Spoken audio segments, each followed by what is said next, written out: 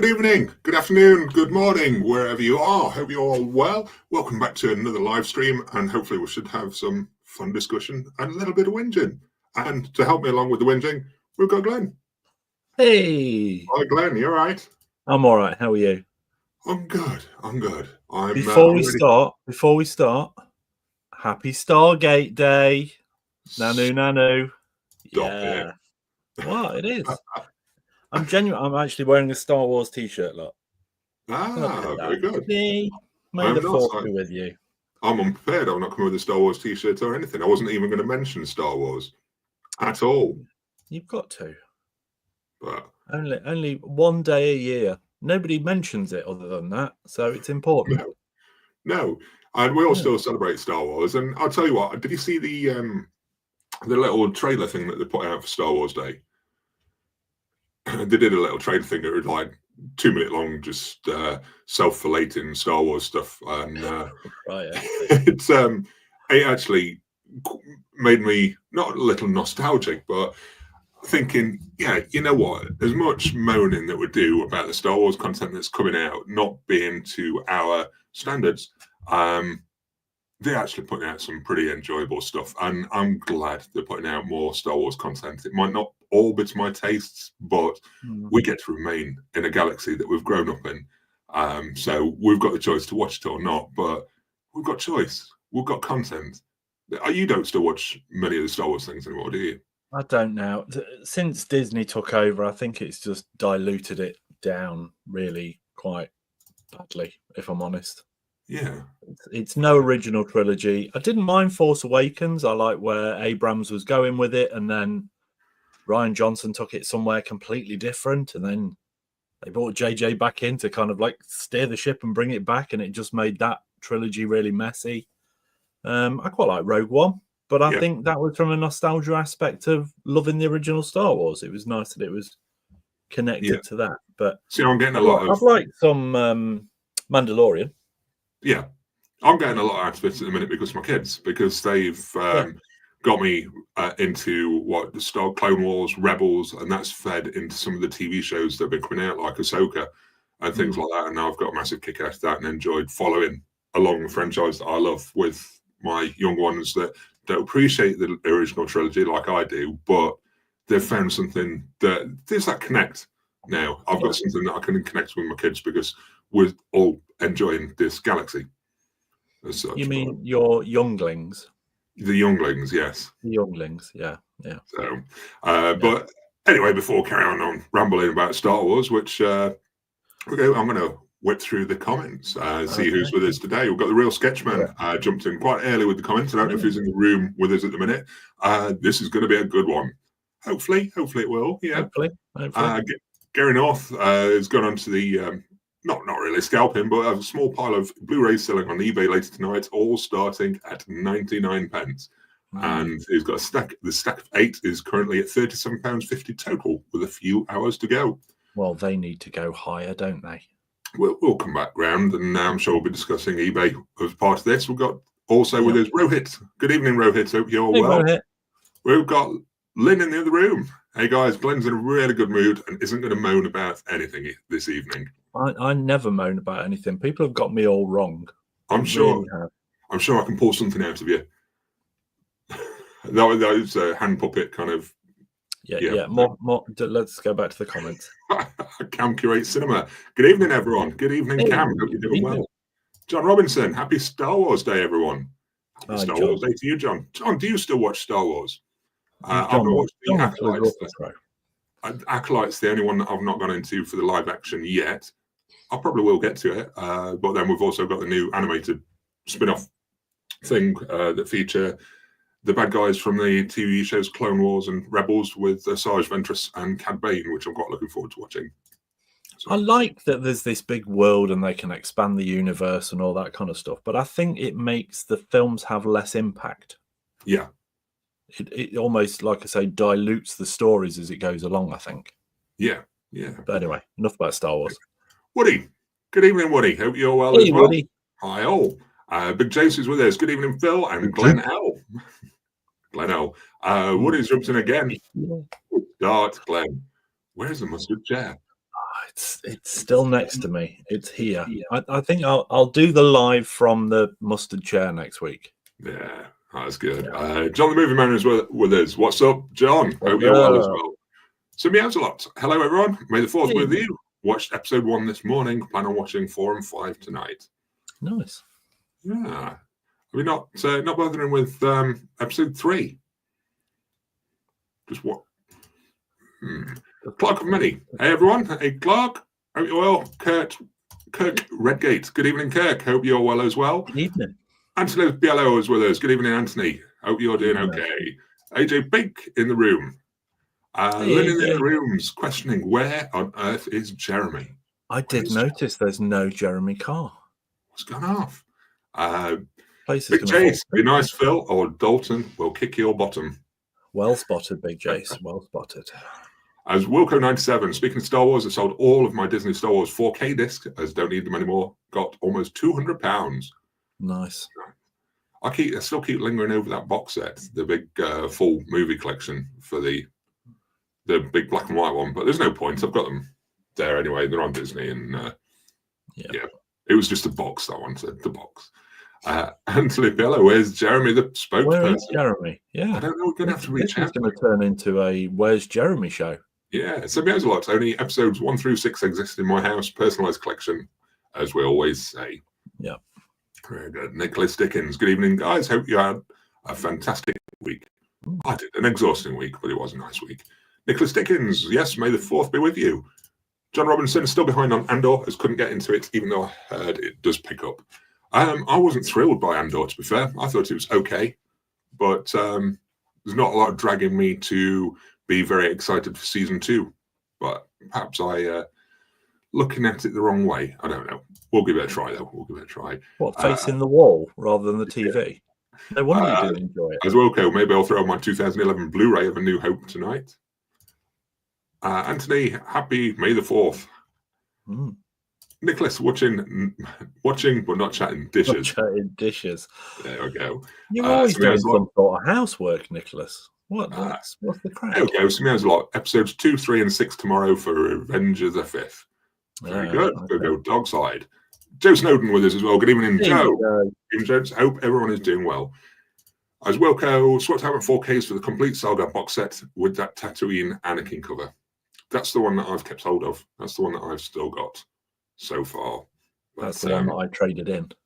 Yeah, I got rid of that, and I've literally just got 4, 5, and 6 on. Curious. The original trilogy. Let's not call them 4, 5, and 6. The original trilogy, the best trilogy. Yeah. I just have them on 4K. Yeah, so it's time to kick us off. Good and proper.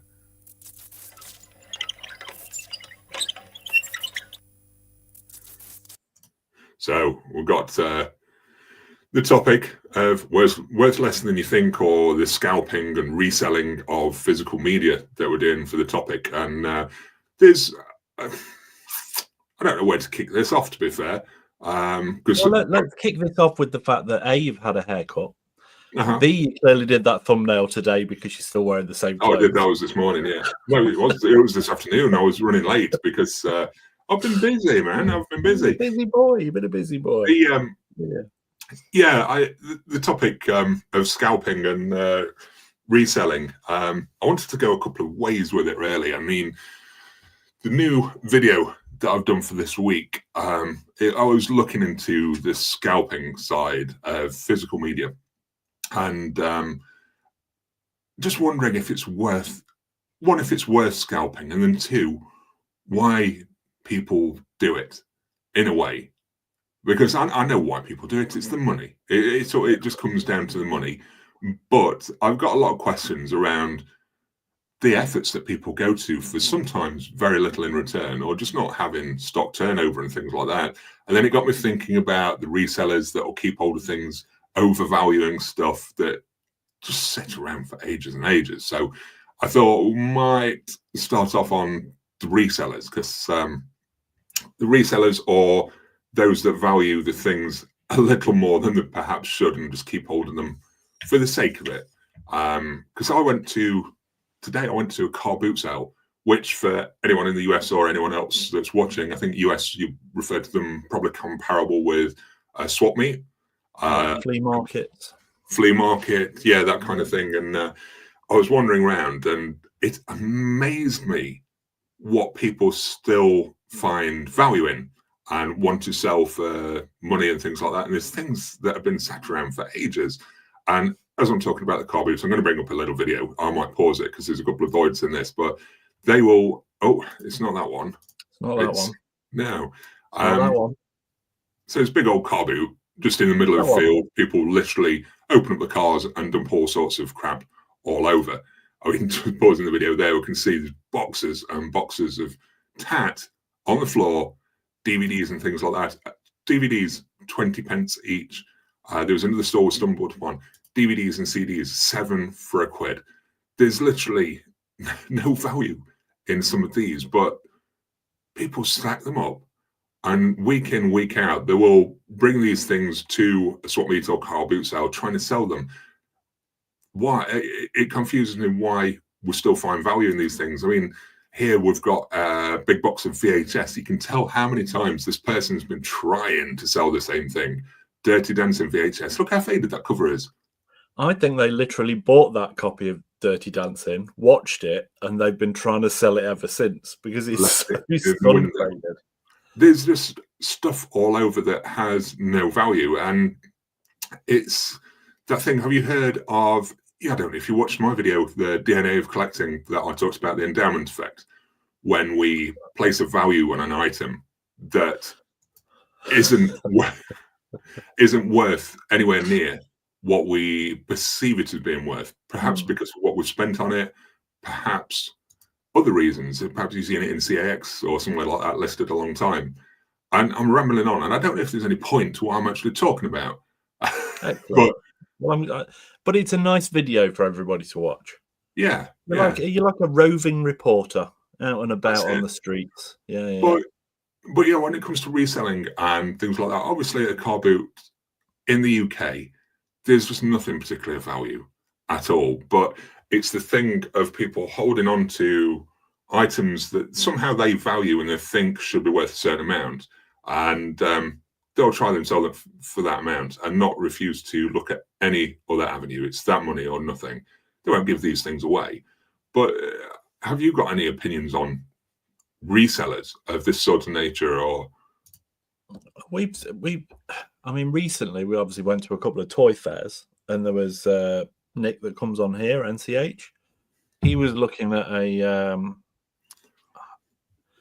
the wagon out of Kill Bill. I don't know, the cat wagon. Should we call it that? Yeah. We'll call it the cat wagon. And he asked this guy about it ages ago, and it was £90. And he said, "Have you got any kind of wiggle room on it?" No, I want 90. And Nick offered him, I think, 75 or something. No, I'm not interested in that. Honestly, that was about 2 years ago. Yeah. And the guy still has the same one sat on the shelf for £90. Yeah. That has made him nothing sat there all this time. He could have gone for the 75 or 80. Job done. It's sold. He can invest that in something else. People seem to be really kind of stubborn with just going, that's it. That's the end of it. Yeah. My eBay stuff, I'll kind of, if it just sits there for a couple of weeks, I'll drop it by increments.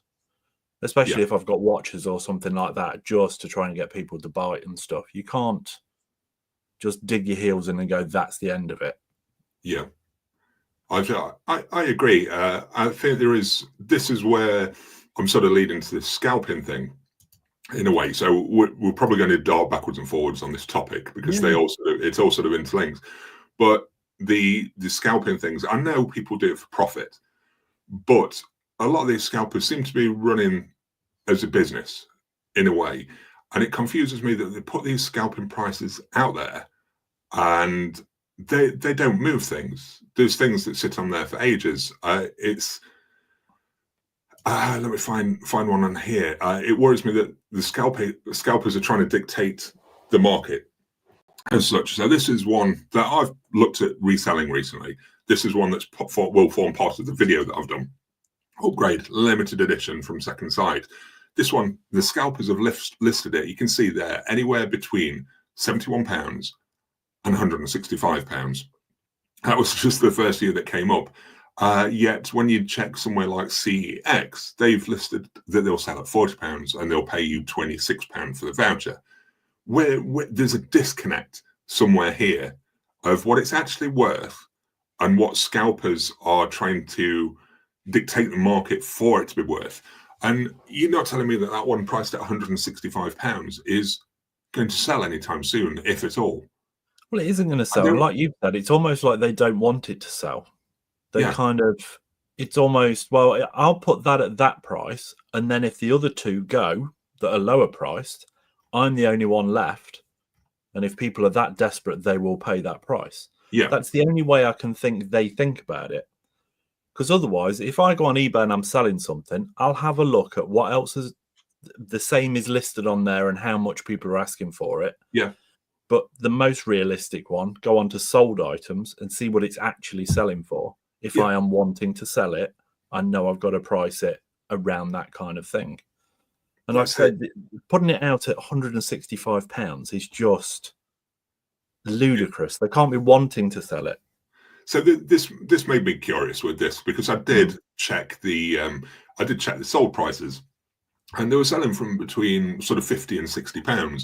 So the prices that scalpers listed, obviously they're above that. One of them's relatively close, but say CX have got this £40, and I wanted to, for my video, I wanted to check, are the scalpers, have they got do they know what they're talking about? Have they got the finger on the pulse kind of thing? So I thought, you know what, this one is one that I listed on eBay with a 99p auction price. I thought, I'm going to see how the market plays out for this, see if the interest is there, if the scalpers need to be putting those prices on there, or if they can earn the money from doing it some others. But if they're running these things as a business, the profit margins can be quite high, but if they're not turning them over, they're not earning the money. And when do these things start to become worthless? If an upgrade got a new 4K with a limited edition, suddenly that thing's going to be £20. And you'd be lucky to get it because it's out on 4K UHD. So no one wants that anymore. And it makes me wonder where, or if the scalpers ever lose out because they're just refusing to drop the price. I'm sure they do, but I mean, there's some that do it seriously, and they're kind of, let's use biscuit tins as an example. Yeah.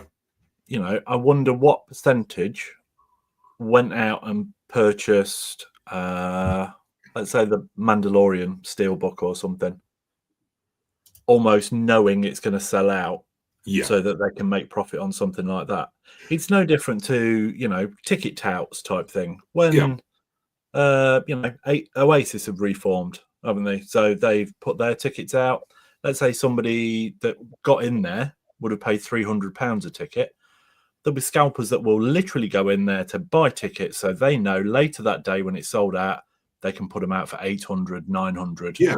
And in that respect, they're making serious money.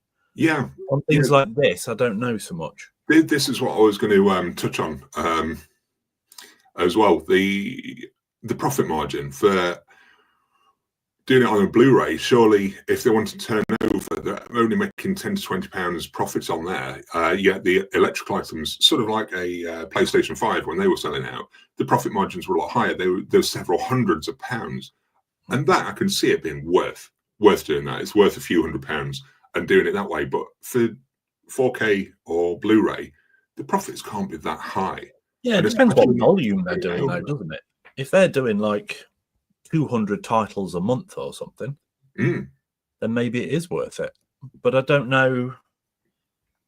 I use there an example of like Oasis tickets. Once that concert's done, that's it. Yeah. As opposed to a Blu-ray, like you just said, you could end up with a 4K release, or it'll always get re-released in some way. Yeah. So you would think there was even less of a market for it. I mean, collectors are in the moment, aren't they? And it's kind of, I want that, I need that. That's got to be in my collection. Yeah. Yeah. There are, I think a lot of the scalpers for the physical media are as well collectors themselves. And I think a lot of the collectors that perhaps have had the title themselves or ordered a couple of the same thing and just trying to make a bit of money back. But sometimes I wonder if it's worth the efforts for the time taken to actually do it when you're talking about a 4K, because like you say, concert tickets, there is a big profit margin there because they will absolutely rinse you, but I just don't understand the logic with the lower priced physical media things.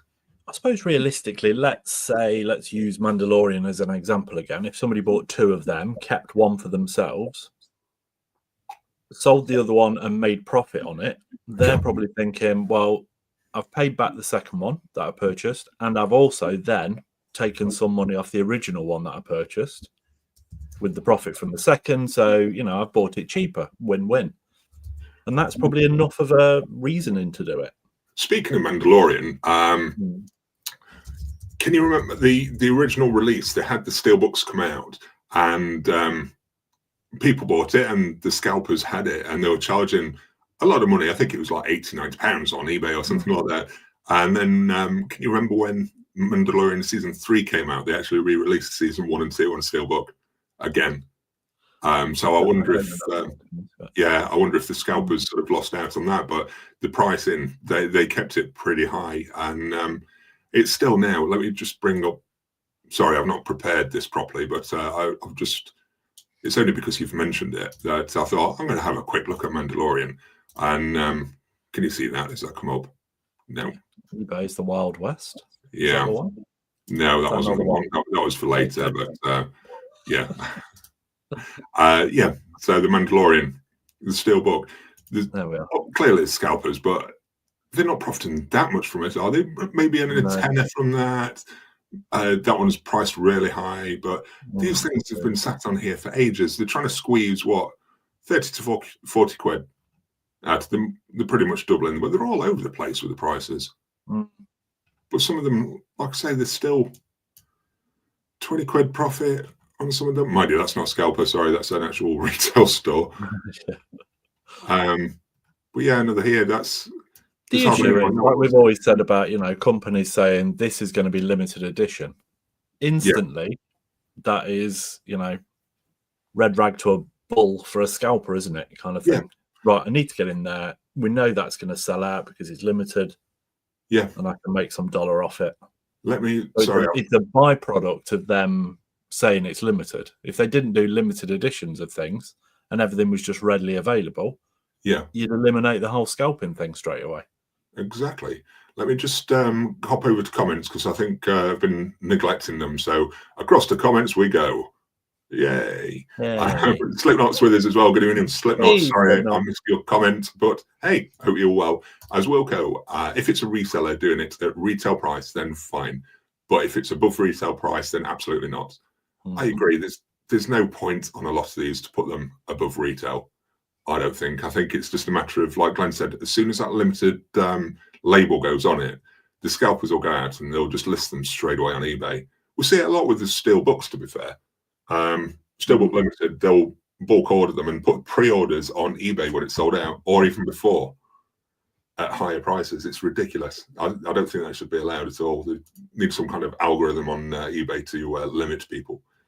Cam curates cinema. Resellers and scalpers are both in it for the wrong reasons. If you want to hold onto an asset to have a high turnover in the future, physical media is literally the last thing you want to do it with. I agree with the massive turnover. It's like the Jaws, the Film Vault, the 40th anniversary edition and things like that. Some of the prices for some of the editions, particularly the Film Vault one, they went mental. And then all of a sudden this last week that they've announced a 50th anniversary edition. 50th anniversary, yeah. And suddenly these mega box sets that people have paid mega money for that are listed on eBay at silly money, they're suddenly dropping in value because there's another new edition. And it happens across the board with everything. New edition comes out, that's it. Everything's lost value. Movie Palace of Blood. Your guys' thoughts on the new Vinegar Syndrome announcements? Golden Child, Dirty Work, Jade, etc. Should we pop back to that one?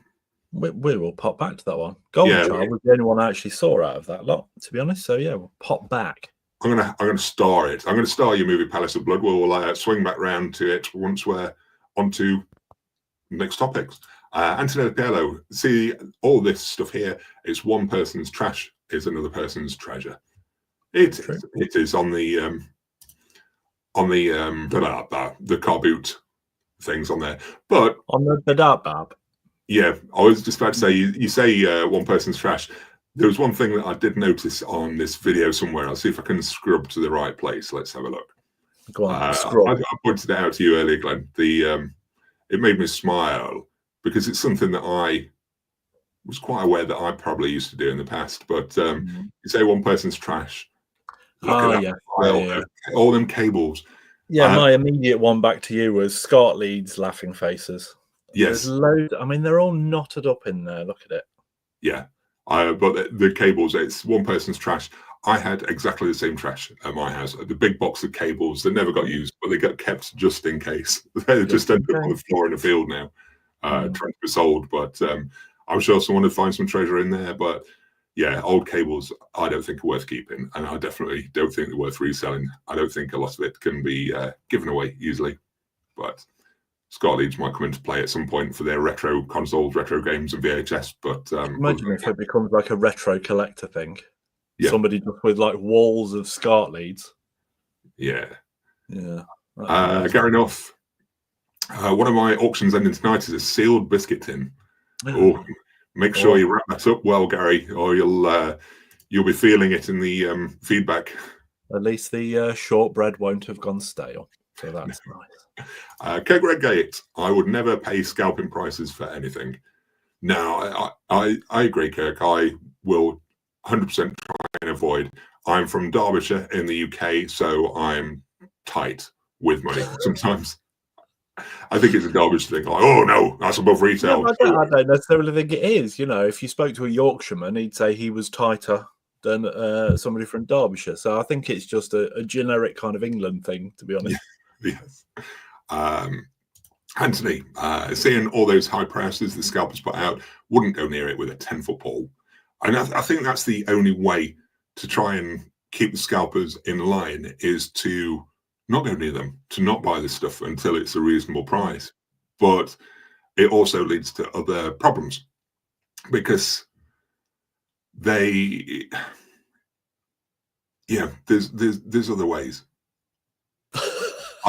I forgot what I was trying to say. It was a really strong point. Well made. I completely lost my train of thought there, but thanks for covering it for me, Glenn. That was great. No, but like I said, if companies didn't put things out at limited edition and everything was just readily available, you immediately take scalpers out of the loop.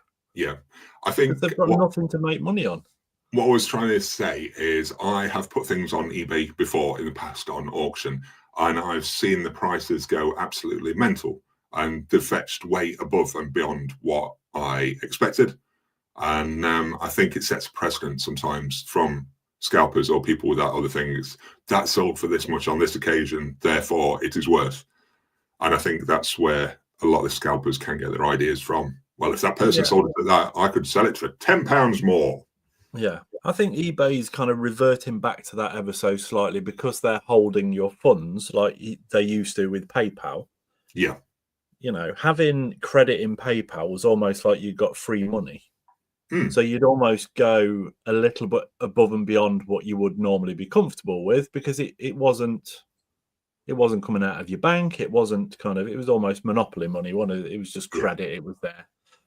And obviously that stopped. And I wonder if it changed things. But now obviously it's back and eBay hold your funds and what have you. So maybe it's making a comeback. Who knows? Potentially. Jeremy is with us. Finally. Hey. Hello. Hope all is well. We're all well, Jeremy. We missed you today. So there's a lot. Craziest one I've ever seen. Before the classic Doctor Who Blu-rays existed, a DVD of William Hartnell, The Rescue, and The Romans was $400 online. The entire season with those episodes. Dun, dun, dun, dun, dun. Blu-ray is only $50 now. I hope no one bought the DVDs for $400. Somebody probably will have done. Hey, look, Jeremy's back. Look, 47 watching, 9 likes. WTF, like the stream. Yeah. Thank you, Jeremy. It's not for last time, Jeremy. Yeah, AJ, one scalping price I noticed was American Pie 4K collector's edition, 50 to 60 quid as it went out of print. Just get the standard for half the price, surely. I think And so. everybody on eBay loves putting OOP in capital letters. I think Rare. Asterisk, asterisk, rare, asterisk, asterisk. I think just get the standard. I think there's a certain amount of FOMO that comes along with it because you perhaps wasn't interested in it beforehand, but then suddenly it goes out to print and you get that fear of missing out and you have to have it, and you're willing to pay a bit more for it sometimes. And standard edition should be enough because you weren't interested enough in the limited, but suddenly that out of print and you're all over it. It's like a moth to the flame. I think Blu-rays have been on the go long enough now for people to realize that yes, things go out of print, but then look how many titles get re-release after re-release after, these things aren't going to be gone forever. Yeah, they're just not. Because But Guillermo del Toro says that where the custodians, we've got to protect it, we've got to preserve things. So what if they're not here forever, Glenn? Guillermo del Toro says preserve. Guillermo del Toro said to me, "Where do you want me to sign your picture?" Did he? So that's kind of as far as I can go. He didn't say much more other than that, really. No, he didn't. Ah, cool story, bro. Yeah, thanks. Get on with the things. Yes. So meows a lot. Finally, I can hit like on the stream. I had to wait for Jeremy to tell me. He is the dictator. Yeah, JDT 5000. Taylor Swift, big corporate. That's for the concert ticket, the scalper prices as well. Kirk Redgate, I paid scalping prices once for Glastonbury tickets in 2004, never for a physical media release. But again, like I was saying about concerts and stuff, they're kind of one and done. They're an experience in the moment, aren't they? It's not something that's going to get re-released and re-released. No. Blockbuster Bob is with us as well. Good evening, Bob. Hey, Blockbuster Bob. Evenings, so Mr. Live Streams and have to watch on catch up. Stoked to be here. Stoked to have you, Bob. Welcome. Always happy to have a bit of Blockbuster action. Yeah. Woody, them cables look like a couple of boxes I have upstairs. I think we all have it, Woody. We've all done it. Yeah, we've all done it for sure. I've got random computer cables that I know damn well don't fit in anything that I've got.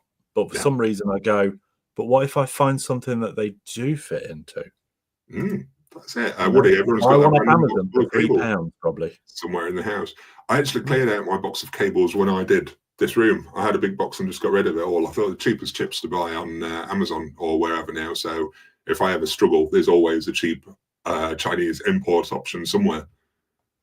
Whatever you need. There's even like CEX Basics or whatever they're called. Yeah. They do like a full range of cables and stuff. Yeah, Woody. Love a box of random cables. It's saved me a few times over the last few years. I binned all my cables, but with doing the renovation to that room, I actually considered to place an Ethernet. Is it Ethernet or Ethernet, whichever one you want, however you want to pronounce it. Thought about running it Ethernet from one point to another, where I'm going to have the computer desk downstairs, and my big box of cables would have saved me, but I cleared it all out. So now I need to buy an Ethernet cable. Tusk. But then again, I will be buying one to the latest standards, which wouldn't have happened in my big box of outdated. It was better than your pronunciation of the recent Hugh Grant horror movie. Anyway. Yeah. Say it. No. As Wilco 97, I'm a Yorkshireman, so can confirm we are tighter with money. Well, as Wilco, at least you're not Scottish. No offense to where's Johnny Carrot Heed when you need him? Where is he? Even tighter. Meant to be even tighter. That's not an implication. It was. Blockbuster Bob. I tend to buy off Vinted these days rather than eBay. I've had some great deals recently. Still see some scalper prices though. Yeah, I bought the Kronos 4K from Vinted and got a really good price on that. I was very happy with it. Box was a little damaged with the teeth for the disc, but other than that, it was fine. So, John Thompson, don't forget Record Store Day. Used to promote the sales of vinyl with special RSD releases, and now those scalpers and flippers, but then from the high street stores will sell them online. Yeah, they'll flippers and scalpers will get the mitts on anything that they can. Gary North, I've flipped some vinyl for good money on eBay before that. I've picked up at record fairs. I see people when I go in charity shops, and they'll go along the bookshelf, and they're kind of like, they've got the phone with them, and they check if anything's like collectible. Yeah. And they obviously spend a day just going around charity shops just trying to find that. But that's, that's flipping. That's not scalping. No. Anthony, just as he said, Glenn, forget playing out of print. Just wait until they re-release them. Real sound advice. There we go. Kirk Redgate, money is tight in Essex too. What's the most you guys have spent on any single release? Oh, go on, Glenn. Yeah, have you got one? No, not that springs to mind. I think everyone that watches my videos knows that, well, probably knows that my biggest amount was probably for the Dawn of the Dead set. The second site release of that. That's probably the most I've spent on a single release. And it wasn't one that I really wanted for myself either. So it's still sealed up and heading over to eBay now. But you were swept up in the moment, weren't you, when that was announced? Yeah, I'm trying to think what the maximum I would pay for a single release would be now. I think I'd feel the sting if it was getting 30 plus. I'd start to think twice about it now. We see it with the second site releases, the titles I want, but when you're talking £45 for one title, it's just, now the way I look at it, it's too much for me. And I bet the scalpers will have that listed at 70 quid in a couple of days, if not already.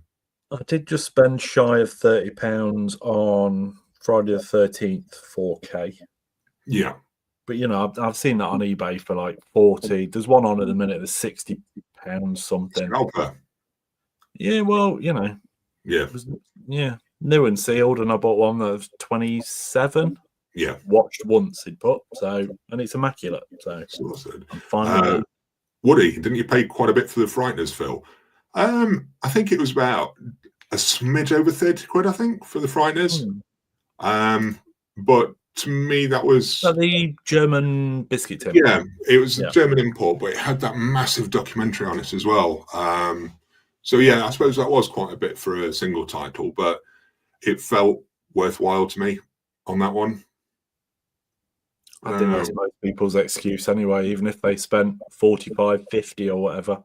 Yeah, but yeah, it for a single release, I suppose it was quite a bit really, but I didn't worry too much about that one.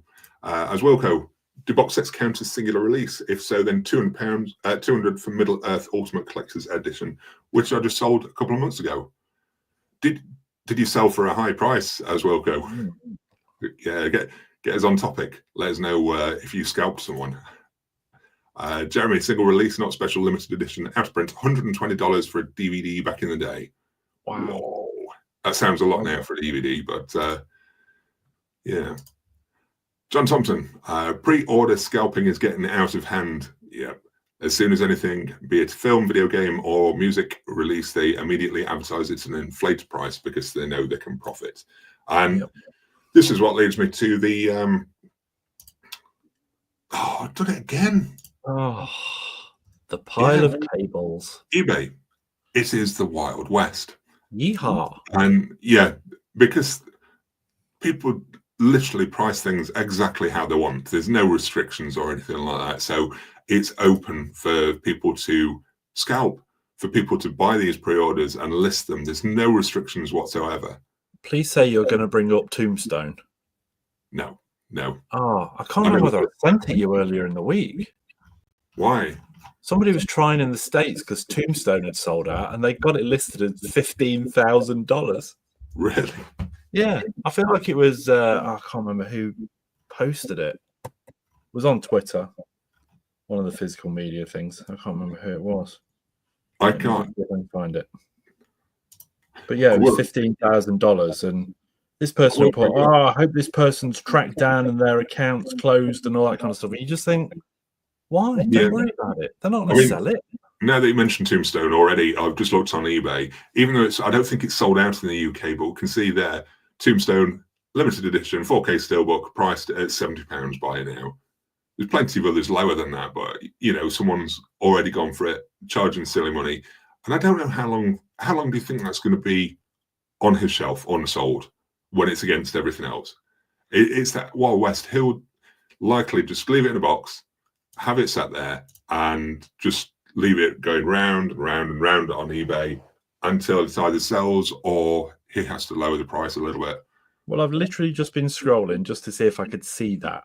And there's a post from Zavi on the 25th of March about Tombstone, the 4K Steelbook biscuit tin. Clearly sold out, because 6 days ago they posted back in stock now. Don't miss out. And this is the thing. I don't know if you can see that, but Yeah, that's not on a focus, is it? But yeah, back in stock now. Whereas a week previous to that, people had gone, "Oh my god, it's sold out! It's sold out! How am I going to do it? How am I going to get this?" And will have probably paid scalper prices. And then suddenly, Xavier found a few more. Do you think there's any with these pre-orders? Do you think there's anything that I don't think eBay will do anything about it, but do you think it's something that they is within their reach to be able to do, if it's a pre-order title, to be able to restrict what people are charging for it? No, I don't think so, to be honest, because it's down to the individual to either pay it or not, isn't it? Really? Yeah. People are, I was going to say daft enough, but sometimes you just kind of feel desperate, don't you? Yeah. If it's something you really want, and you will just get sucked into it, and that's the end of it. But no, I don't think eBay can govern it in any way. Do you think with the scalpers for physical media, do you think the scalpers across the board doing other items, or do you think there are just collectors that are ordering extra and trying to profit to outweigh the cost of the purchase? So someone, for Tombstone, for example, they've ordered 2 copies, they've kept one, but they want to make the one that they kept a little bit cheaper, so they inflate the second one and try and scalp that way. Do you think it is business owners that do scalping across the board, or do you think it is just randoms just wanting to profit? I don't know, because I mean, like, you see proper kind of flippers where you watch them on YouTube and what have you, they'll go and they'll buy electrical equipment and shoes and various things, anything that looks in decent nick and whether they can actually make some money off it. I would think you're probably going to have people hitting HMV, for example, and going, okay, well, that Blu-ray is going to sell out, that 4K is going to sell out, that vinyl is going to sell out, and they'll kind of go across the board on various things. But yeah, I think most people are probably just. I think are they fans themselves though? Because if they were on the receiving end of it, they wouldn't like it. Yeah, to say you mentioned flippers, I don't see them in the same way. They seem to get real bargains on things and that they know are worth more, and they'll generally price the things at the market value. There's never really above market value. They'll buy something on the cheap and then flip it at market value. They never outprice it to try and profit from it. I think scalpers are the ones that will do it to profit, which are the ones that we dislike. Yeah, flippers will just buy about, you look at house flipping or something like that. Buy a cheap house, you do it up, you sell it at a profit. And it's the same with, like I always say about Froggy Flips, I like watching him. He'll literally go out and he'll find a figure, and then a month later he'll probably pick up a gun that goes with that figure, and he pieces it all together, and then it becomes a thing, and then it's more valuable once it's complete, and then we'll potentially sell it on, obviously. But so yeah, scalpers and flippers, very different. Yeah. The other thing I wonder, I don't know if we've touched on this briefly as we've been chatting, but do scalpers always win? Because we all see the prices of steelbook biscuit tins in particular. We're seeing the prices of them all over the place. I've seen some steelbooks that have fetched a lot of money at a point, and now they're sort of £2 or £3 each, like the Green Hornet, for example. I think that's like £2 in CEX now. Do the scalpers of physical media always win, or do they sometimes just get left with boxes of crap that they just can't shift? It's a good throwback coming out with Green Hornet. Yes. I mean, that must have been one of the earliest ones. I think like Wanted was one of the earliest ones as well. Wanted was the first one that I got, yeah. Yeah. But were they ever limited edition? No, I think they were never titled as limited editions when they first came out. It was just Steelbook edition. It was Play.com. Well, that wasn't Play.com, but Play.com had the range, and it was like Steelbook edition. It was never limited something or other that I remember. I wish I could find that post. I'm sure they had it listed as $15,000. Yeah. And I'd say that one of the reasons that I bring this up about whether scalpers always win or not, but is because I did this test on eBay where I list this is for the video. I listed some at the scalper prices and some at 99 pence start, and I looked at the prices of things and I set my expectations, and things didn't quite go as I wanted. It made me think when I'm reselling or putting things on eBay or whatever, I always seem to start expecting more when I'm reselling anything. And I don't know if it's because it's the value that I put on it or because of things that I've seen in the past. Is it that endowment effect that I think it's worth more? And I get a little bit disappointed when things don't sell for quite as much as I expected. Do you find that with reselling? Do you have a value in mind or set that price, or do you quite easily drop it? I think I always used to. I think the more I've sold and the more I'm kind of getting down the things that I want to sell, I've said to you, it's just there's no point. You know, I get all of my eBay stuff together, I photograph what I'm selling, and then I box it up there and then. So if it sells, it's good to go and it's ready to go. And that almost pushes me a little bit more to just drop the price. Yeah, because I'm not benefiting from it anymore in any way, shape, or form. Not that I probably was in the first place, but it's no longer on my shelf and it's no longer even touchable because it's packaged up and ready to go. So I don't hold out for prices now. If something doesn't sell within a few weeks, I'll drop it a little bit in increments until it just is where it's good enough where it's an absolute bargain for somebody and they just snap it up. Yeah, I think I've been guilty of placing a value on it because of what I've paid for it in the past or what I've seen it sell for before, whether it be last year or the year before. I think, oh, that sold for this much before. I should get this much for it. And I start to become disappointed when it doesn't sell for quite that. Or yeah, it's difficult because I mean, some things do hold their value, obviously, and others they just depreciate over time, and it's just is what it is. Massively. Yeah. And it does make me think with when you say about depreciation, if we're not selling it now for less than we expected, does it become worthless? I think visiting that sort of swap meet car boot sale thing today does show that, yeah, it pretty much does become worthless over a certain amount of time.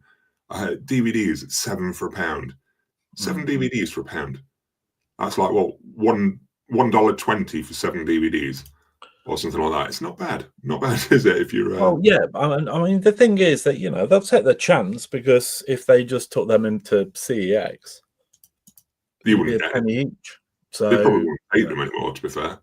Well, no. I mean, did I say to you on here? Did I even say this? I can't remember. That part of my trading thing that I took to CEX was Attack the Block. Yeah. And he said, "Oh, I'm really sorry, we're not taking this title anymore." And that was on Blu-ray. Nice. So they've obviously got so many in stock. It's like, well, if they're not shifting them, why would they just keep taking them off people? And that will be the problem. I must admit, the last lot I went through for CEX, I scanned them all, and if they weren't worth more than, I think it was about 20 pence or something like that, I thought, I'll just not trade them in, I'll charity shop them. Yeah. So I had a big box of DVDs and Blu-rays that were coming up at like a penny or 10 pence on CEX, and I thought charity shop can have them. And I just thought it's not even worth the time stood there while the person scans it. So but a penny for a Blu-ray is seemingly ridiculous, and I look forward to the time that 4K discs will be a penny as well. It will happen. It will. Not saying when, but at some point it'll definitely. Let's just jump back onto comments. I can't remember if I read this one or not. It's John Thompson, pre-order scalping and getting out of hand. Yep, we've done that one. As well code 97. I think it's sold this was the Middle Earth trilogy. Ring. Yeah. I think it sold for 170 or somewhere around there, which was cheaper than most listings for the item at that time.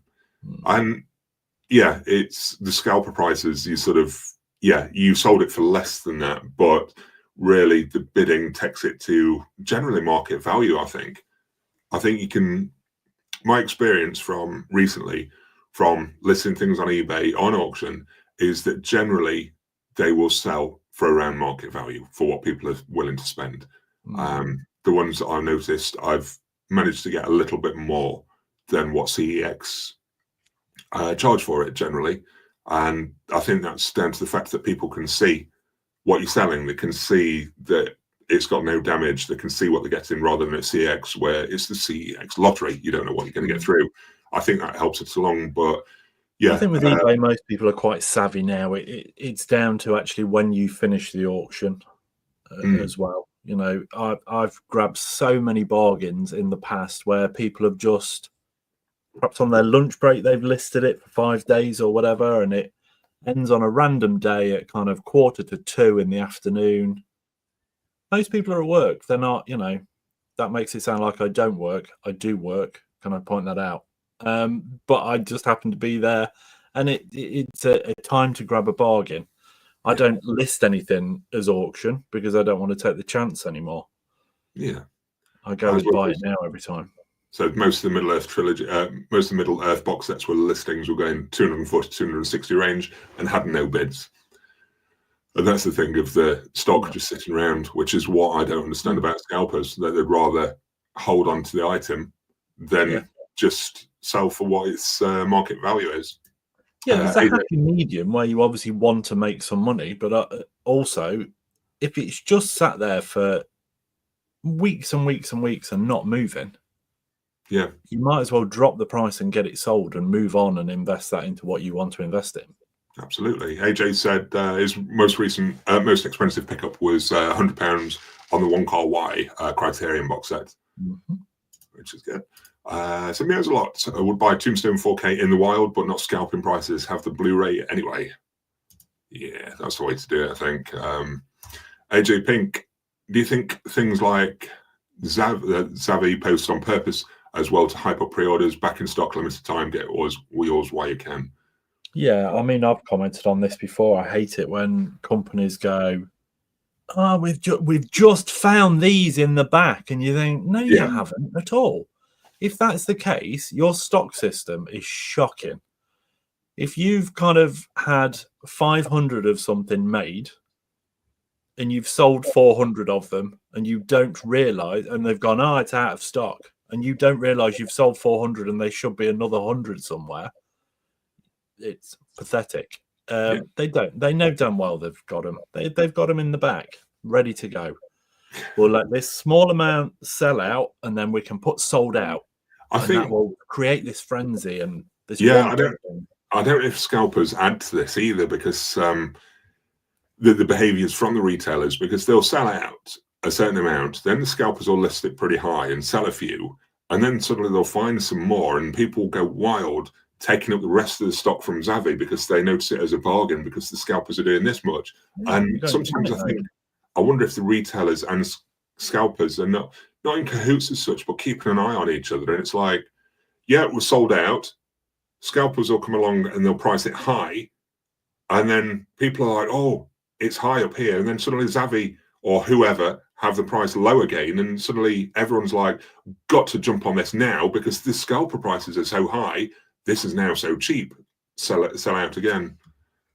For legal reasons, I'm not going to name anywhere, but can you imagine if a company selling the product actually Scalpers was an offshoot of that company? Yeah. I can. So they had their own stock and were making even more money from it than what they're actually selling it for on their original website. Yeah. Can you imagine? It makes you think. I think there's a strong possibility of, I think there is a possibility of things like that happening, or it being some kind of ruse to force the sales again. I really do.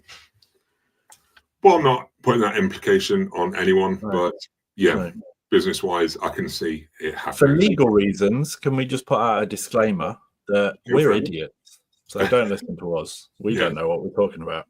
Jeremy, I know one thing. There is an out-of-print anime movie that I'm about to spend $100 US dollars on eBay soon. It's a US release of a Japanese film, not available on streaming. Apparently, it was a limited run. Yeah, so difficult to get hold of. Yeah, So there is actually, I've linked down below, there is actually a sale on some anime titles on Rarewaves for anime. So they've released some offers on some of the anime titles on there as well. So there's a link to that down below, should you want to check them out. Hang on a minute, because this month is May. Yeah. Oh, that's brilliant. Brilliant. I love it. So clever. You get that one. I got it. Yeah, brilliant. Nathan Chalmers, eBay has made selling as a private seller crap now. I think, yeah. Yeah. I'm not going to disagree. They've made it so they keep changing their mind. In the last couple of months, they've changed their structure maybe 3 times. Yeah. Of what they're doing, and they're keeping the money, and then they weren't keeping the money, and then they are doing again. It's all gone really weird. Yeah, I agree. Yeah, that was for you. It's going so well for me, Jeremy. That's why I'm sat here in the warmth. John Thompson, scalpers can sometimes not win. With the music releases, recorded companies sometimes re-release a box set a few months after at the same retail price, and they get their fingers burnt with excess stock. And I hope that happens a lot for them, because I'm tired of seeing the scalper prices. Nathan Chalmers, I think people are feeling the pinch now and less willing to splurge on things they would have during COVID times. Yeah, quite possibly. Definitely. I was talking about COVID in my day job the other day, how I missed it in a way. Not for the bad illness thing, but making some things a lot easier and a lot more accessible to do. And having clear streets and better. You just want to be at home more. That was the bottom line. Yeah, I found it all very stressful and had staff to kind of look after and all that kind of stuff. So no, Phil, I don't want it back. No, Jericho, super chats are on.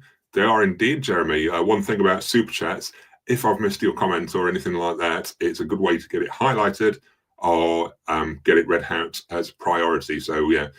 If you want comment highlighting, definitely, and prioritized, and super chats are the way, because I know the last couple of weeks we've not managed to hit all of the comments. So if you want that chance, then yeah, super chats are there. Jeremy also, when I decide to ask some figures, I usually sell a little more than I paid, but not ridiculously. Physical media, I try to at least break even.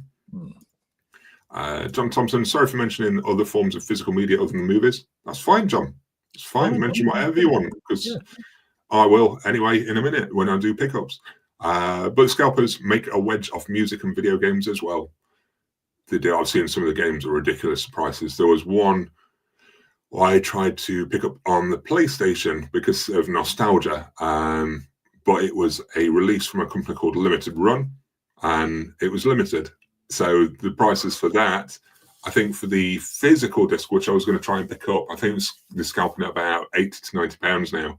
But I can get the digital for under £5 on Nintendo Store or PlayStation Store now. So it kind of, I don't know why they're scalping so much when you can get the game so cheap elsewhere. There's just no need for it.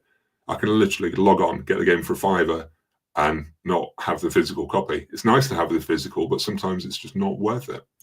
Yeah, but you know what these physical media losers are all like? Yeah. They'll just pay anything. Oh. Nathan. Same for me with CX. If trading in and offered £2 to £3 for an Arrow title, I'm just going to hold on to it and sell it off down the road. Just careful how long you hold on to it for. Dave Simon, if CEX give you pennies at the point it's worth more as a spare case. You've done that before as well, haven't you, Glenn? You used empty cases and sold them.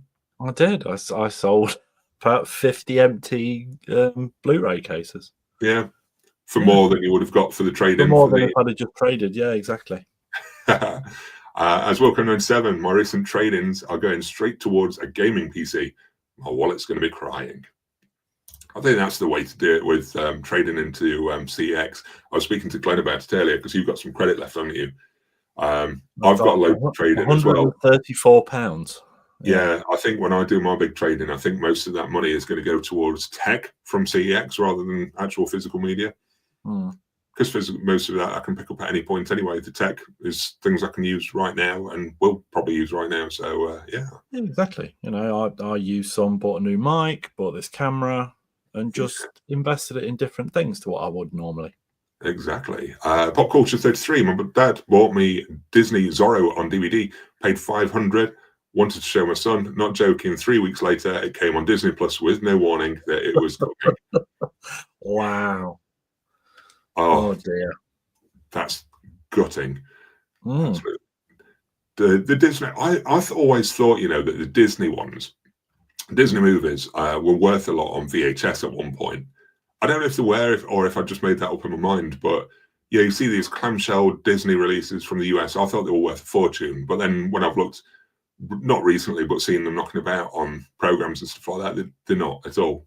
I don't know if it was in my head or the market's just bottoming out on them or not. But No, I remember it being the case, but clearly not. No.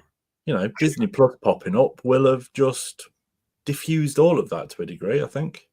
Yeah. Rather than paying over the odds when you can just subscribe to that every month. Yeah. Anyway, scalping. Anyway. Do you think it's worth it? Do you think you can actually earn from it, or do you think it's a complete waste of time? And should we avoid them? I don't massively think so on Blu-ray and what have you, but then how much was, you talked about Upgrade, how much was that set originally? 35, was it? I don't think it was even that. I think because it was one of the early second sight ones. I think it was probably under 30 quid. It was probably 28, something like that, I think. Yeah. But because it was a limited one and it was one of the early second sight ones, there's not as many about. But say charging those prices, where are we? I'm trying to find it again. It's seemingly ridiculous. Realistically, like you say, it was one of the early ones. So how long would you have had to have sat on it? Yeah. To almost double your money. I've literally I downgraded. I still got the movie because I think it's a good movie. I really enjoyed it. I paid £10 for the standard edition. So the limited edition is going, or gone. It's gone. But yeah, these listings started at 71, up 165. CX had it on 40, and this was one that I put on at 99 start to see if it's worth scalping or if I can trust eBay to take me to a good market value. And I tried that as an experiment. I tried it with 3 titles. And if you want to know how I got on, check out my video on Thursday. Wow, that was seamless. Yet, but seamless link. I just wanted to see if eBay could take its market value, if it was worth scalping or not, which is what sort of led into this live stream about scalping. Is it worth it? Because I always do buy it now, because I've done things on auction before, and you can have 20 plus watchers. Yeah. And then the trouble is they all wait till like the last second and then all kind of knock each other out.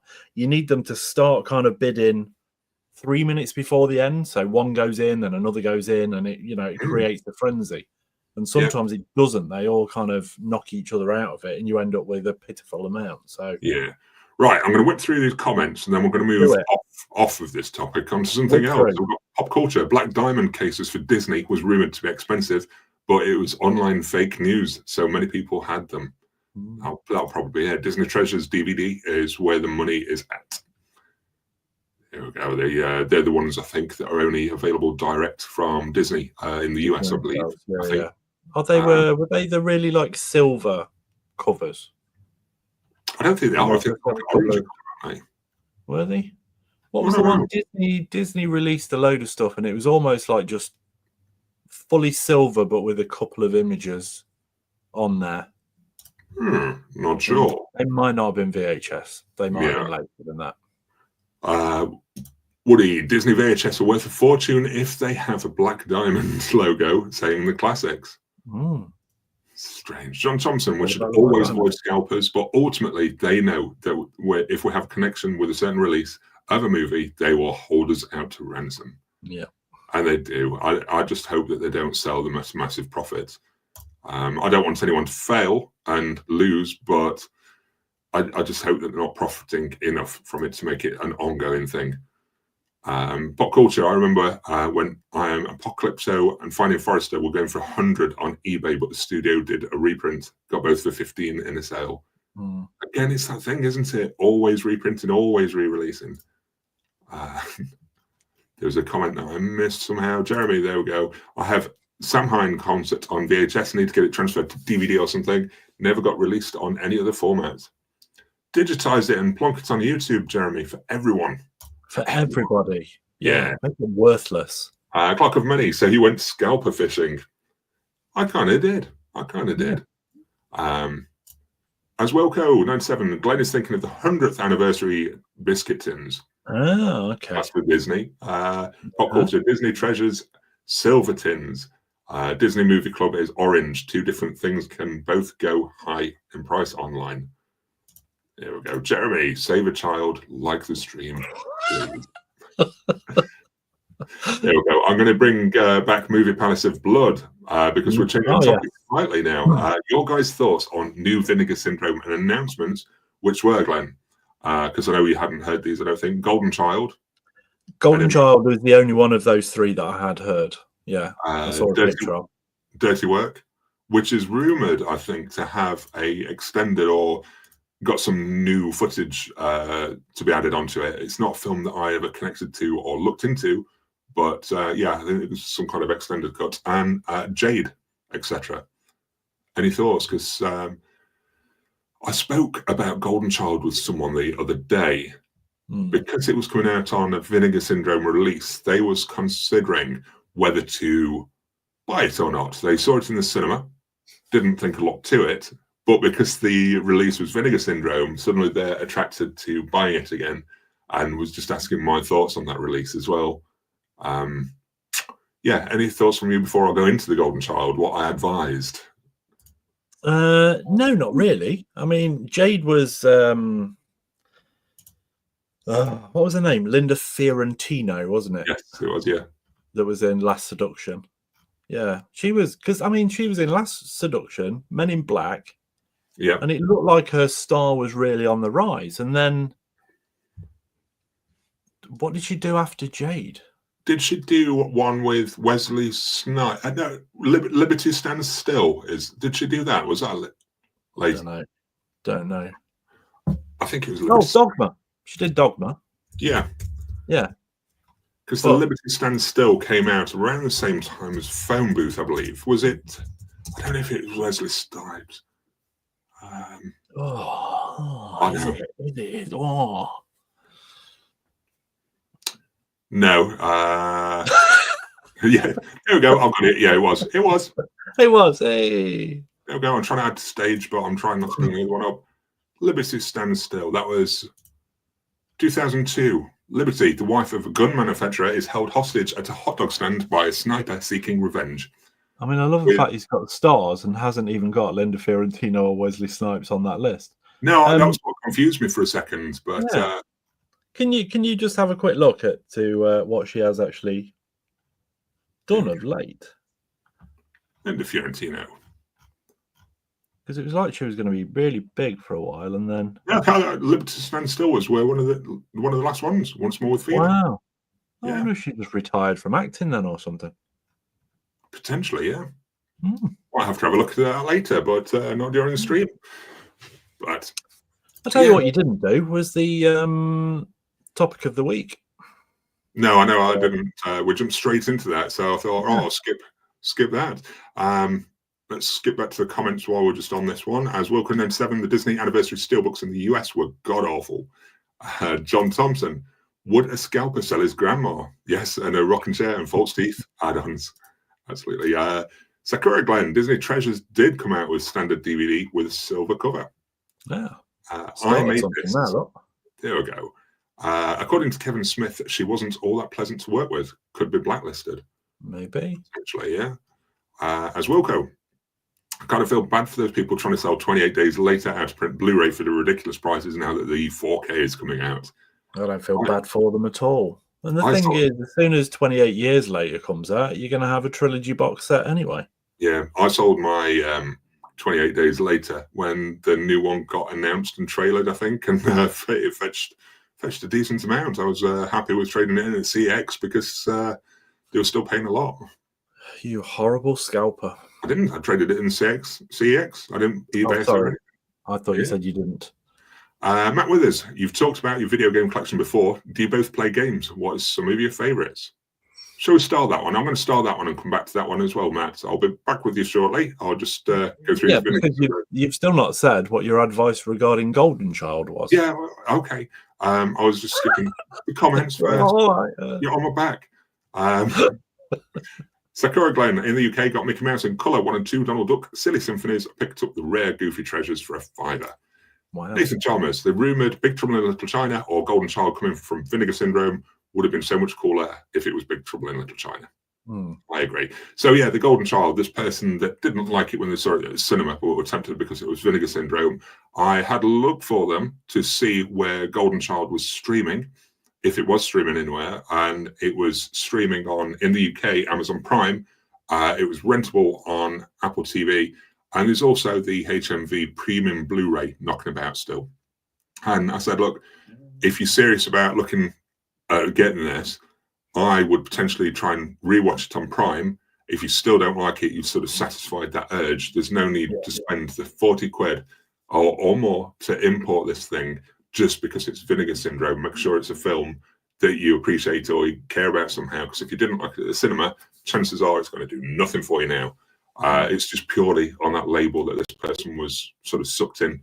Again, it's the collector's curse, isn't it? So yeah, while it's knocking about on Amazon Prime, why not give it a look on there first, just to quell that thirst of want as such? Sensible advice. I know. I don't know what was wrong with me that day. It's not one for me. It was one that I didn't particularly enjoy at the time. Yeah. And I've never gone back to it, if I'm honest.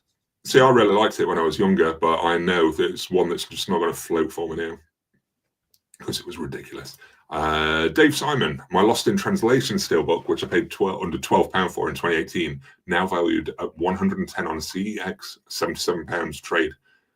Weird as certain titles spike in prices. Yeah, it really is. Yeah.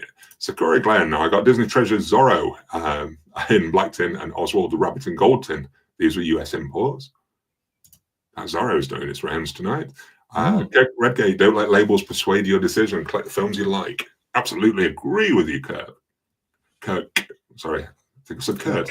As Wilco, this may be super random to bring up, but The Abyss is now streaming in 4K on UK Disney with no censoring, so maybe a 4K Blu-ray release soon.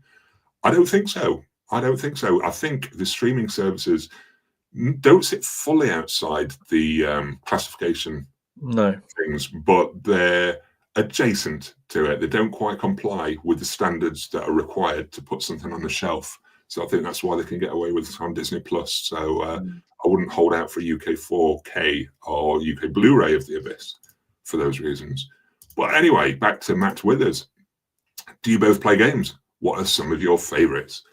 I'll start. I played games for many, many years. I've gone through loads of different consoles, and then I had a big period of time when my kids were born that I just didn't play any. I just didn't have time to commit to them. I've started to play a little bit now, and I tend to head for PlayStation myself. And recent favorites have been the God of War franchise, the Uncharted franchise, Last of Us, really enjoyed, and there's been a couple of bigger games that I've been looking at trying to get into, but I don't know if I can commit the time to yet. Things like Ghost of Tsushima and things like that. So yeah, but on Xbox, I'll still dabble with Halo with my kids and things like that, and Gears of War. But yeah, it tends to be the more shooty, adventure-y sort of things. How about Glenn? Shooty, adventure-y. Yeah. Yeah, always played games back to a good old rubber key ZX Spectrum back in the day. I've flicked about all over the place. I've had Sega Mega Drive, Super Nintendo, back to a Dreamcast. Been all over the place, but I'm PS5, and I played a lot more games on my PS3, I have to say. More varied kind of stuff. You know, Call of Duty, Tomb Raider, Stuntman Ignition I used to love. Tomb Raider. Stuff like that. Yeah. But now I have to say the majority of the things we play, and I say we play, is because Lynn's involved as well, Lynn in the other room. And we play Call of Duty. We split screen, have a team each, and go and blow each other up. And it's quite therapeutic. For Lynn, I find it quite scarring, but Lynn seems to really enjoy it in a sick way. As Wilco, what are your thoughts on the Xbox raising the prices of games, consoles, and accessories? It's approaching COVID scalper prices. I really don't know. I really don't know with the price rises, because can it be blamed on the tariff rises, or is there something else that are just trying to squeeze a little bit more cash out for a while and using that as an excuse? I think it's very hard to predict what's happening with the prices or anything. I think it gives scope for them to be able to have sales in the future as well.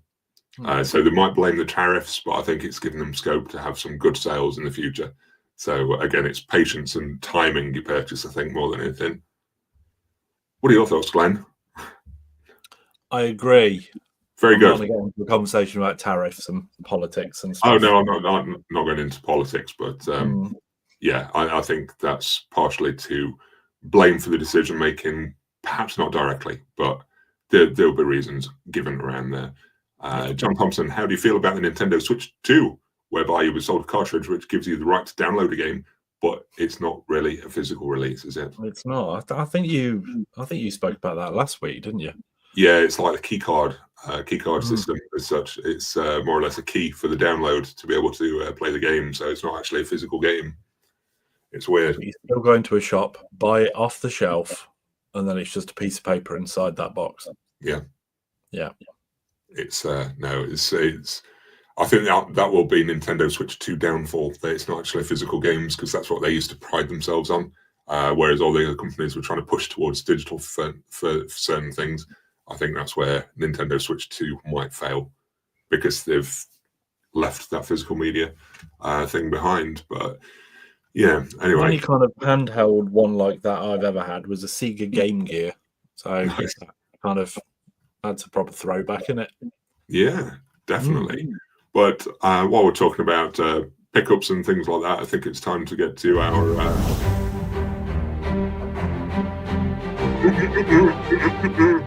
yeah. Have you been picking this up this week, man? Sorry, I'm still on the theme. Loved it. Yeah. It's a great theme. What have I picked up this week, Phil? I don't know. I know you had a copy of something through that mine isn't coming until tomorrow. Yeah. Yeah. Notice, but the Criterion release of Anora, I got through. I can't wait for you to be disappointed. I'm going off your recommendation. So, if I watch this and I do not like it, I'm going to be requesting a refund. Okay, because you bought it from me.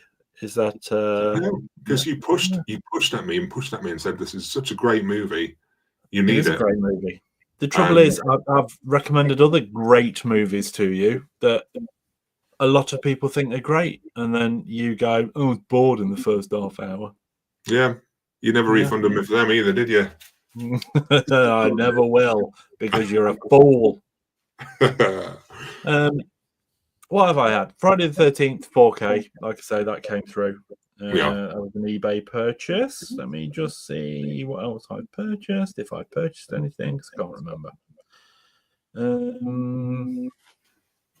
So while you're dilly-dallying and leaving us hanging with dead air, I'm going to go into my other purchases, because did you see my other video where I was talking about trying to pull back on the physical media buying, and it sort of pushed me into other buying as well? So I've bought other stuff as well as movies. I don't watch your videos. I didn't know you did videos. Do you do videos? I got books. I got books. I got one called Red Rising. You did send this. And, I got one called Yellow Face as well. Yeah. So yeah, I went off of buying physical media movies and instead bought physical media books, novels. Do you only buy books that have colours in the title because you think they're going to be easy to read, or? No, to be honest, I got a long list of recommendations, and the reason that these two, there were a company that had an offer on, it was like buy one, get one half price, and these two were in there off my list, so that's why I went with those. But there's a bunch more that I'm keeping an eye on. And you not get like Clockwork Orange, Anne of Green Gables? No. No. Okay. Have you got your I picked a book up from a charity shop, which was another Irving Welsh book, Skag Boys, which is like the prequel thing to Trainspotting. So I will give that a read at some point. And that's it. And that's it, I really. want to see what everyone else picks up then, because we're quite boring on the pickups this week. We are a little bit. Mm. We've got things upcoming, haven't we? Because there's like Jason Goes to Hell and Jason X there a week tomorrow, I think. 20th, I think, isn't it? Like the UK. 19th, 14, 7. It might be the 19th. Either way, they're on the way. I felt like it was a week on Monday, but yeah. Anyway, back to the comments. As Wilco97 is on a buying freeze until he gets the PC. Smart, but at the end of the day, once you've got your gaming PC set up, you're probably not going to have time to watch films anyway. No. You're going to be up till 4 a.m. on that. Yep.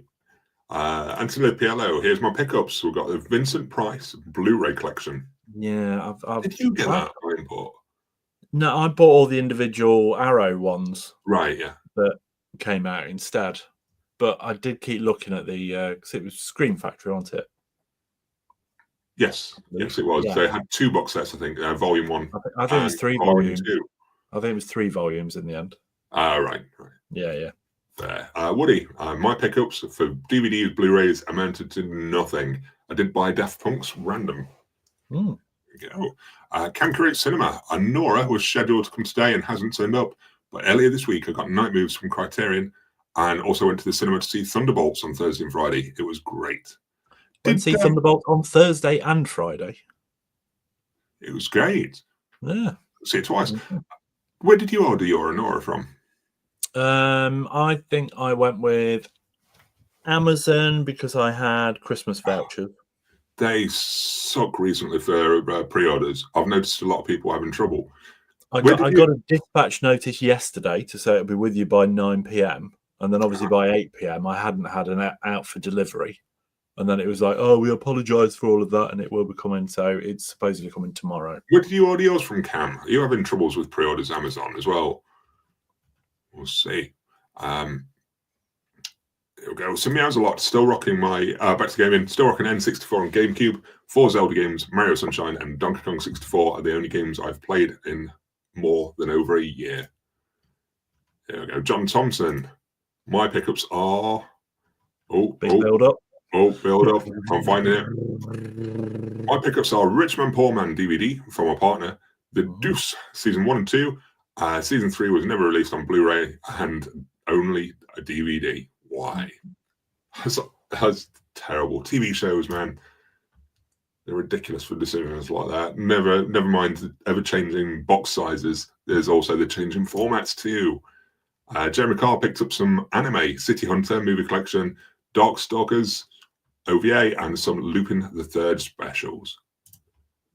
Big Jace, I picked up a DVD this week, Midnight in St. Petersburg. It's only Harry Palmer film that's not available on Blu-ray. I have Bullet to Beijing arriving on Blu this week. So Meows a lot. Purchases this week, Mayfair Witches, Season 1 and 2. I never started watching that. Did you ever watch it? No, I didn't. Is that the one with Alexander Daddario? I think that's the one, yeah. Yeah. Anyway, watched them on AMC. Thought they were quite good. Bonus, they were 60% off. Sweet. I don't know what it's on over here, what it's showed on. Nathan Chalmers picked up Sure Scope Volume 3 from Arrow. Is that still high in price as well, that one? I think it's still around 90 quid last time I looked. I'm waiting for the £50 mark. Anthony Piello, here's my pickups. Wishmaster 1 and 2. The Tomb of... Go on, pronounce this for me. There we go. Akira and Cowboy Bebop. Some anime floating around this week. Anime. Yeah, anime. Oh, it's crazy because it's May. AJ Pink picks up A Tale of Sorrow and Sadness from Radiance, and that's it. And that's it. There we go. Can Create Cinema. Yeah, Amazon as well. Same issue as Glenn. Yeah, I mean, this issue isn't as bad in the respect of the release date is tomorrow. We're going to get it tomorrow. In the past, Amazon have normally been really good. And if something's out on the Monday, you tend to get it on the Saturday. But of late, that's the first freeze of the night. Of late, if I've pre-ordered something and it's out on the Monday, they give you a release date of like the Thursday, a delivery date of the Thursday or something. But then when it comes around like on the Monday, if you just cancel your order and reorder it, you then get Prime next day delivery. Yeah. It's so messed up. I don't know why they don't just sort their pre-ordering system out. But anyway, another rant. There we go. Have you finished? Me. Yeah, not like me, is it? Normally, quite chill.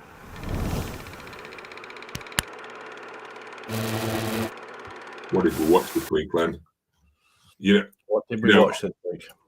I've kind of prepared a slide. I wasn't quite sure what exactly you'd watched, but I know there was something. So, what did we watch? It's a bit of everything on here. So, I didn't know you'd watched Havoc. No, you didn't. I watched that last night. So, do you want to Did you enjoy Havoc? It was okay. It was okay. It was kind of forgettable. There's some pretty cool action set pieces. The cinematography was interesting. It almost looks a bit comic booky at times. But as a film, it was pretty just average. Yeah. Really, it looks like Gareth Evans knows how to direct action, but I'm not sure he can properly string a story together. Which I know this is probably going to be the most controversial thing that is said tonight, but I don't actually think Tom Hardy's all that good. I really don't. I think he's limited. I think he's got a limited range. He's just not that great, to be honest. But anyway, I'm not going to argue against you on that, to be fair. Yeah, I think looking at the trailer for Havoc, you kind of knew what you were going to get. Yeah. But to be honest, I don't think Tom Hardy has thrilled me in anything. No. I don't think it's drastically bad, but I won't chase after him in a movie. I think people think he was great as Bane, but I think somebody else could have been better, quite frankly. Fair. Anyway, other things I watched. I finished watching The Pit, the TV show that's not an ER spin-off, but it has a guy from ER in, which was really good. Really enjoyed it. Great drama. And if you like hospital dramas, then fully recommended it. Finished watching Jurassic World Chaos Theory with my young one. He really enjoyed that, and it ties into the latest Jurassic World film, that Dominion. But I think they've got to pause this spin-off cartoon thing until Rebirth. The Jurassic World Rebirth has come out. So, but they did quite a nice job of tying it into the movies. And I also started watching with my eldest. The bottom left image there was Percy Jackson and the Olympians on Disney Plus as well, because we've just been reading through the Percy Jackson books. So it's a good time to jump to the TV show. So we jumped to that. And they actually do an okay job of it being a novel to TV show. It's not done too badly. It's nothing offensive in there. Nothing for you as an adult to go and watch or anything like that. So I'm not going to recommend it to you, but something to enjoy with the family. It's not bad. It's not bad. But the other image that I've got on here is one that I didn't watch, if you can pick it out. Which you did watch, didn't you? I did. Death of a Unicorn. How was it? So disappointing. Just, you kind of, when you watch a trailer and you can kind of, you watch the film and then you can say, oh yeah, they put most of the best bits in the trailer. The whole film is realistically in the trailer. There's nothing over and above what is in the trailer happens in the film at all.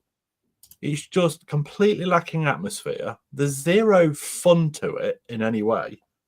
Yeah. And it's some of the worst CGI I've seen in a long time. Really is. But it's just, I said to you twice, I paused it to check how long was left of the film. Yeah. It was one I was looking forward to, and I intended to see it at the cinema and just didn't get around to it. It's not even a long runtime, is it? Not a long runtime. Hour and 47, I think it was. But yeah, it was just, I won't say it was painful, but it was just, there was nothing. It was just, like I say, it wasn't fun. I thought it was going to be the few quirky lines that were in the trailer. I thought there was going to be more of that, and there wasn't at all. And it's just the whole story you've established in the trailer, and that is the whole film. There's nothing more over and above it. So just watch the trailer and then just say to people, I've watched Death of a Unicorn, because you pretty much have. It's quite poor. But other than that, it's just been TV stuff for me. To be honest, you have put me off Death of the Unicorn. I don't know if I'll bother anymore. I thought it looked okay from the trailers, but from what you said, it's like, yeah, it looks okay from the trailers, but now you've said that, I'm just not bothered anymore. You know, decent cast. I don't think any of them particularly shine. A24 movie, which is normally quite a stamp of quality, and I feel like it's a bit of a miss on their part. You know me, I'll honestly say as well, if I've watched a film and I've not enjoyed it, I will say, you know, it might have been my mood. I might have not been in the correct mood to watch that film, and I'll probably watch it again and I'll probably enjoy it. Yeah. I was ready and open and quite excited to watch it, and it's just quite nothing, to be honest. Fair enough. Yeah, other than that, TV stuff, we blitzed through season 1 of Traitors. We're on season 2 of Traitors, and Taskmaster started again this week, so we went in for that as well, and that's been it viewing wise. Yeah, very good. I'll skip on to what other people saw then. Jeremy Carr says finally saw Captain America Brave New World. And then he's not told us what he's got to it, but it's one I'll wait for Disney Plus. But yeah, I will check it out, but it'll be at no rush. Woody, with you, Glenn, on Tom. Agreement there. Tom Hardy. Tom Thompson. Never liked Tom Hardy and Bronson, but he was great in Peaky Blinders. Horses for Courses, he just needs the right role. And a good supporting cast by the sounds of it. So I didn't mind him in Inception, but I think that's just the strength of the film. Woody, my watches, Tulsa King season 1. Watched the first 6 episodes and thought it was good. Episode 7, 8, 9 just fell off a cliff. Didn't bother with the last 3 episodes. Oh, right, okay. Rough. Some meows a lot watched this week. Most of the Demon Slayer, Doctor Who, The Happiness Patrol special, Edition, South Park. Should have never gone ziplining. Star Wars Episode 1, Phantom Menace. There we go. Matt Withers, have you ever had any films that disturbed you so much that you ended up not liking them? For example, Old Boy's twist really made me dislike the movie. Oh, really? Okay. Yeah, I can think of a film immediately that I've said in the past that I just hated it from start to finish. I thought it was, no, there's probably 2 films. Go on, you say what you're going to say. I was going to say one thing that really frustrates me with the twist kind of thing is when it's like, it was all part of his imagination, or it was all a dream. Anything like that just really winds me up. And there's 2 films that I had problems with for that reason. One was I really enjoyed 12 Monkeys until it got to the end. Yeah. And it was just basically, well, you can't change time. It is what it is. And it was almost like, I was enjoying the film. And then you've almost said yourself, the whole film you've just watched was completely pointless. Yeah. Jacob's Ladder is another one, which is probably too much of a spoiler for me to say, but that's in a similar vein kind of thing. You get all the way through it and you go, oh, really? Oh, fair enough. But yeah, the 2 that, I mean, there's one in the Passion of the Christ, I find I found that a really hard watch, because it's somebody just being tortured and beaten up for 2 hours straight. Yeah. And I was quite happy to leave the cinema, and somebody that we were sat there watching it with literally came out with, no word of a lie, I want to see how it ends. Probably tell you how it ends. Don't need to stick around to actually watch the end of the film. And the other film, which I just think is a heinous movie, is Martyrs, the original French version. Yeah. It's just evil, that film. Really evil. I think I've had that feeling before with something like Identity. Do you remember the John Cusack thing? Yeah. all in I his don't head. want to reveal that either, but it's like, well, everything you watched wasn't actually real because, and it's another one that gets to a point, and it's just like, well, why did you even make me sit through an hour and 45 minutes of exposition before you throw it on its head and just like, nah, go away, just. I'm trying to think of a film where there's that kind of thing where you get to the end and then there's that twist and you go, oh my God, that's amazing. So that then when you re-watch the film, you watch it in a different way, knowing that's the thing, but it hasn't spoilt it. There's things then that you notice, oh, that's why they said that and that's why that happened. And I'm trying to think of a film like that. I've experienced films like that. I just can't think of any off the top of my head. Sixth Sense. No. Glenn, hot take from Jeremy. I think Rush and Styx are better than the Beatles. I've never been a huge Beatles fan, if I'm honest. People always go, are you a Beatles fan or a Rolling Stones fan? And I don't think there's any kind of comparison to be made between the two of them anyway. It was kind of weird that they were always put up against each other. But in answer to that question, I'd definitely go Rolling Stones. John Robinson, I watched Thunderbolts earlier today and enjoyed it. Nicholas Dickens loved Thunderbolts this weekend. Slipknot fan, have you guys seen The Relic? Yes. We have. Very good. I don't know if I have. You have. Okay. Yeah, we talked about it, and it was the one I said. I always get mixed up when you start talking about The Relic, between The Relic and Mimic. Oh, the Tom Sizemore one. Yeah. Cool. Yes. I was going to say Tom Sizemore. Yeah. AJ Pink rewatched American Gangster this week, which was great. Loved Denzel. Anthony watched Flash Gordon, Fire and Ice, and The Napping Princess. Fire and Ice. Is that Bekessi one, isn't it? Sorry? Is it Ralph Bekessi, the animation guy? Or am I thinking of a different one? I was thinking, oh no, what's the Roger Moore one? That might be like Fire, Ice and Dynamite or something. I can't remember. Nice. There we go. Is it the anime one? Yeah, Fire and Ice. Okay. Can somebody tell me what I assume that's Moore what that means. Ralph Bakshi, not Bekessi. Bakshi, sorry. All right. Yeah, I think Anthony means that one. Yeah, Roger Moore was Fire, Ice, and Dynamite. There we go. I like that one. Okay. There we go. Nicholas, Love the Mist, and that twist was devastating. I think that's a reason that I've not really gone back to it. Yeah, but I mean, you've mentioned Sixth Sense, and that's why I don't go back to Sixth Sense now. Yeah, because it's almost such a cult, well-known ending. It's almost diffused the rest of the film. Yeah.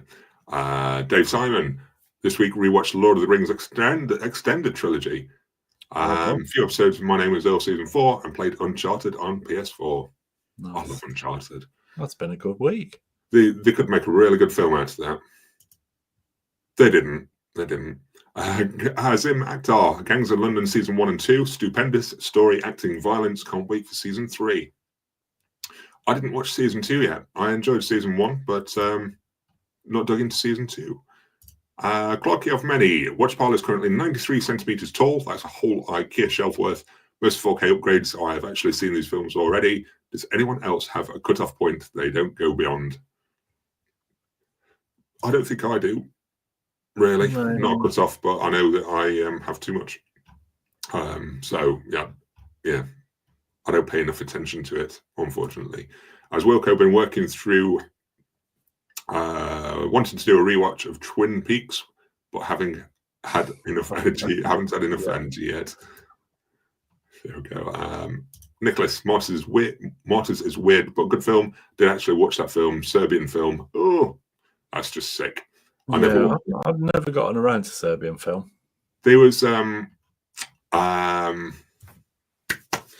Film Treasures released that movie recently, or have got it coming up for release, that got banned in the UK. And they're like, they got it released in America and you could import it. And I thought, I'm going to have a look at that. I read a little bit about it and was like, you know what, it can stay banned over here. I'm just not interested in that sort of thing. But, you know, some people might have seen it. I personally, I'm not going to watch it because it just sounds just gratuitous for the sake of it. Nathan Chalmers, I built The Passion of the Christ up in my head. While super brutal, it was tolerable. That ending when he's resurrected was like a Marvel stinger. As Welcome 97, Last Night in Soho is a perfect example of a twist. Yeah, well, yeah, we were watching that and kind of saw it coming, if I'm honest, which probably took the wind out of its sails a little bit. Yeah. I made this adaptation is like that, Glenn. Lots of foreshadowing. Sorry, I'm just having a flick through. Mimic was great too. Yeah, I think that goes a little underappreciated still nowadays. I think people, I think again, once like Frankenstein comes out later in the year, I think people will go back and revisit a few Del Toro titles, won't they? Yeah, Nicholas Dickens. I like the new Wes Anderson film trailer with Benicio del Toro. I like the looks of that, but you weren't too fussed about it, was you? That's about all I can say. I don't know. Wes Anderson is so Wes Anderson. He's almost like a pastiche of himself these days. It didn't look. I watched that trailer and I kind of felt like I'd already seen the film. Well, looks like I'll be going on my own to watch it then, doesn't it? You probably will. Yeah. Okay. Yeah. Dave Simon H., the unofficial Uncharted short film with Nathan Fillion, was decent. It was. Yeah. And he should have been Nathan Drake. I think he so. Should have been. Yeah. Definitely needed older person doing it, but obviously they don't see the elderly doing franchises. The elderly. Nicholas Dickens, I do love a twist in The Village, which was rather obvious as the world is so brutal. Figured it out, and I loved Unbreakable. It's a superhero film done real. I wasn't keen on the twist in The Village. Yeah, I didn't mind it. And talking of those films, I certainly didn't see the end of Split then being an Unbreakable sequel. Yeah. And I liked the way they did that. I thought that was quite well done. Jeremy, I love Glenn's vocabulary, just saying. Thanks, Jeremy. As Wilco, I've also been wanting to watch The Killers of the Flower Moon as I've had the Blu-ray sat on the shelf for months. Yeah, I've not watched that, but it is on my want-to-watch list. I've never got to it. It's never been one high on my list. I don't know if it's because it's hidden on screen on streaming and not on my shelf. I don't know. I just never think of it. And there's a couple of streaming films like that as well that I never think of because it's not rammed down my throat or on the shelf. Yeah, like we said before, the trouble is, we put these things to one side and then something new comes out and something new comes out and they all kind of start to take priority. Yeah. And these things just end up sliding further and further back unintentionally. Yeah. Anyway, we're kind of over time now for the stream. So I'm going to wrap us up unless anyone has any other burning questions they want to drop in the next 30 seconds. And I'll wrap us up until next week, eh? Have you got anything else you want to add? I will add, I think we might go and see Thunderbolts this week. Or I'll be going on my own. Yes. So I'll check with you what seating preferences you have and we'll get it booked for like Wednesday evening. Wednesday evening it is. You got any other viewing plan this week or? I've got a couple more bits to. Oh, I did start to rewatch something last night, but Lynn fell asleep. Not because she was bored, but we probably put it on too late, and that was a rewatch of what? That was a rewatch of Drop. Oh, you rewatched it? Well, started to. Right. Yeah. Because it was quite late on, she already kind of pre-warned me and said she was tired. Probably picked something we can watch in like two halves because she's not bothered about that. So I said we'd go with Drop because I'd already seen it, so I'm not too bothered if it was split in half. Yeah. And we didn't get to half. We probably made it a third of the way through. But fair. Yeah. Okay, I'm gonna last question then for the evening. Jeremy, what are you looking most forward to this month, physically and in theatres? I think for me and you, I believe for theatres would be Mission Impossible. 100%, definitely. I think that's the biggest one this month. I think there's something else that I like the looks of, but Mission Impossible is the big one. Physically, we're kind of looking forward to getting the Jason X Arrow released, to be honest. Having a look at the extras and seeing how that is, because I think it's a fun movie. It might not be the Friday the 13th sequel that everyone wanted, but I had a hell of a lot of fun with it. It's silly. I'm looking forward to rewatching that and Jason Goes to Hell. Also in the theatre, you've got Final Destination Bloodlines. That's out. Quite looking forward to that. I like a Final Destination movie. Did you see Odeon are doing a double bill of the original Final Destination and Final Destination Bloodlines? Yeah. There's a rumoured new Superman trailer at some point next week. Yes. Because James Gunn said, you know, you've had a teaser and then you had that extended footage thing from whatever convention it was. He said, so you've not actually had a new trailer yet. But then somebody posted they were doing like an introduction for some Japanese convention.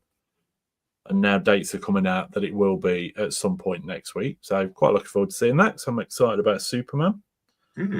Let's have a look what else is out at the cinema. Odeon are doing a run of Wes Anderson movies randomly. Are they? Fantastic Mr. Fox, Isle of Dogs, Grand Budapest, Life Aquatic. I know. I'm going to see something else this week, actually. I didn't tell you. I didn't even invite you. Screen Unseen? Huh? Are you doing the Screen Unseen? No. Oh. I didn't realise there was one. I'm going to see a movie at the cinema with the kids tomorrow morning at 10 a.m. It's an older movie, but going to the cinema is nice. I'm going to watch The Wild Robots. Oh, okay. Everybody seems to love that.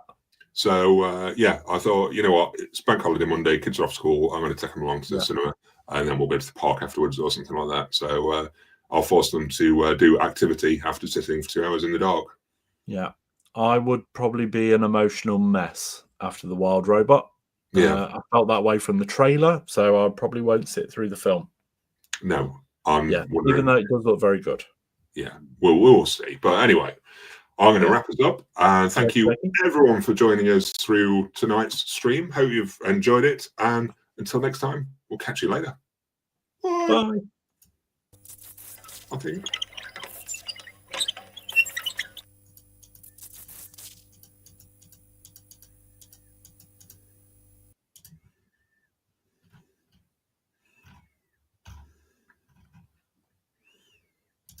Well, I have a microphone and you don't.